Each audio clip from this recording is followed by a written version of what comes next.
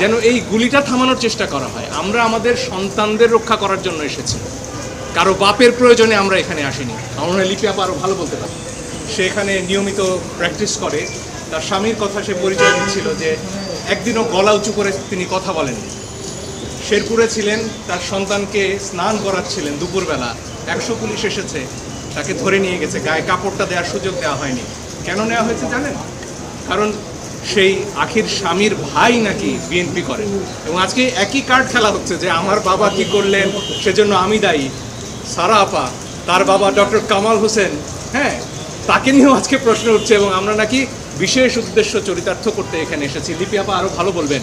সেদিন সকাল 9:15 যেদিন কালকে আমরা তো এই পিটিশন দায়ের করলাম, লিপি আপা বললেন যে বাচ্চারা তো ডাক দিয়েছে রাস্তায় নামার, এদেরকে তো আবার গুলি করবে, আমরা কি কিছু করতে পারি না?